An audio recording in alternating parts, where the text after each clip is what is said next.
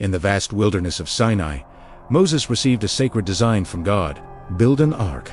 God commanded a chest of acacia wood, covered inside and out with pure gold. It was to be a masterpiece of craftsmanship, adorned with a golden crown, molding and carried by poles of acacia wood, also gilded in gold. Upon it, 2 golden cherubim would face each other, their wings overshadowing the mercy seat, the very throne of God's presence on earth. Inside the sacred chest rested the stone tablets of the 10 Commandments, the covenant between God and his people. This wasn't just a box. It was the Ark of the Covenant, a tangible symbol of God's promise, his power, and his presence among the Israelites. Its construction marked a pivotal moment, a physical manifestation of the divine relationship that would guide the nation of Israel for centuries to come. The Ark was ready, and with it, a new chapter of miracles and mysteries was about to unfold. As the Israelites stood on the banks of the Jordan River, the promised land just across the surging waters, they faced an impassable barrier. The river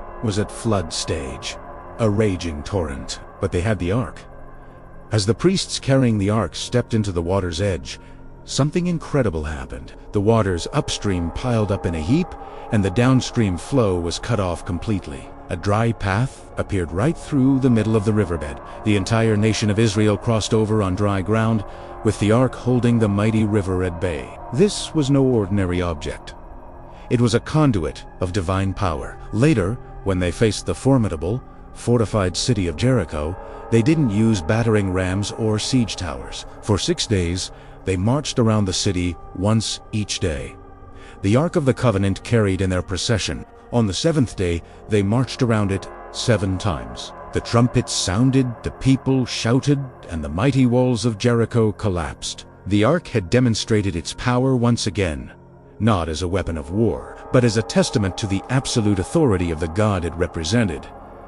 The Ark's journey, however, was not without peril. In a moment of misplaced faith, the Israelites carried the Ark into battle against the Philistines, treating it like a charm for victory. The result was a devastating defeat. The Israelites were slaughtered, and worst of all, the Ark of the Covenant was captured. The Philistines, triumphant, took the sacred chest and placed it in the temple of their god, Dagon, as a trophy of war. Their victory didn't last. By morning, the statue of Dagon lay fallen face down before the Ark. They set it back up, only to find it the following day fallen again, its head and hands broken off.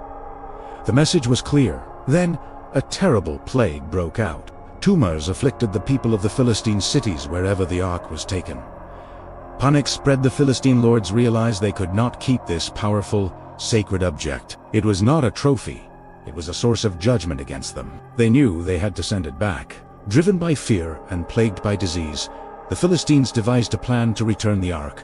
They placed it on a new cart, drawn by 2 cows that had never been yoked, and sent it on its way without a driver. They watched as the cows, against all instinct, left their calves behind and headed straight for the Israelite territory of Shameshbeth. The Israelites rejoiced at the sight of the Ark's return, but their joy quickly turned to sorrow. Out of curiosity or disrespect, some of the men of Beth Shemesh looked inside the Ark, a direct violation of God's command. A plague struck them down, a stark reminder of the Ark's holiness. Frightened, the survivors sent the Ark to Kirioth Jearim, to the house of a man named Abinadab. There, on a hill, it would remain for 20 long years. Abinadab's son, Eleazar, was consecrated to guard the sacred chest.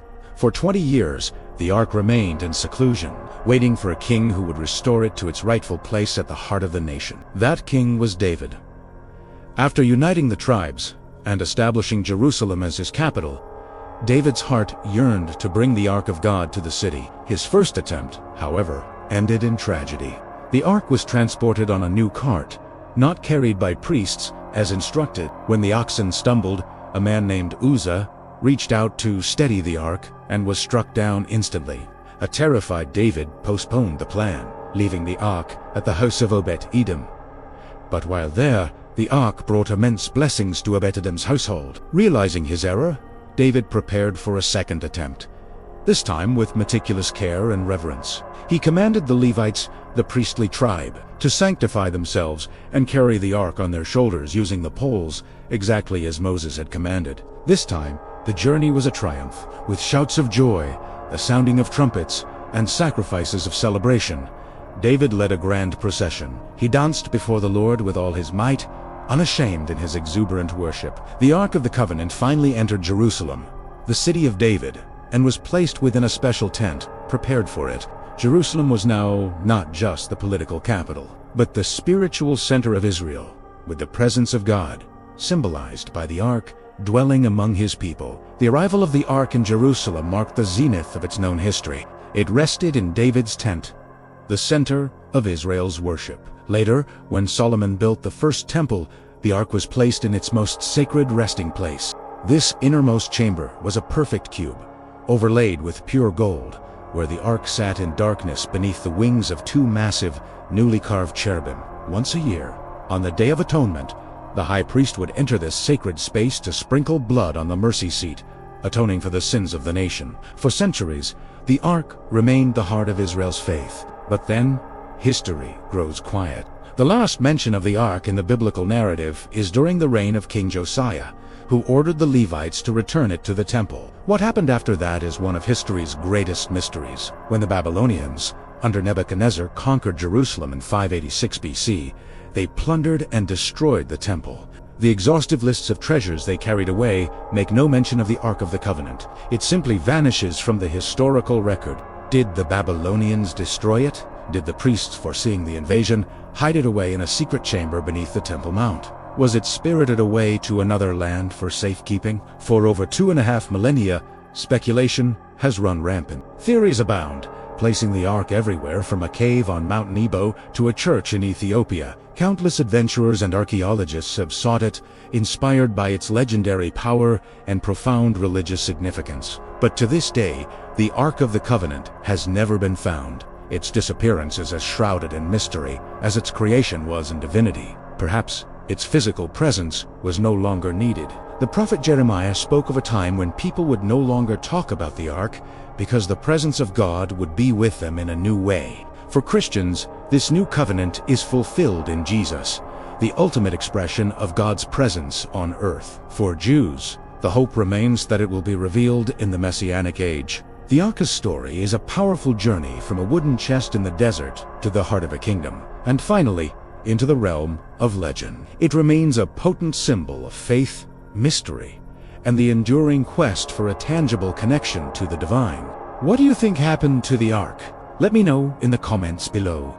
Thanks for watching, and don't forget to like and subscribe for more journeys into history's greatest mysteries, only here on Forgotten Clues.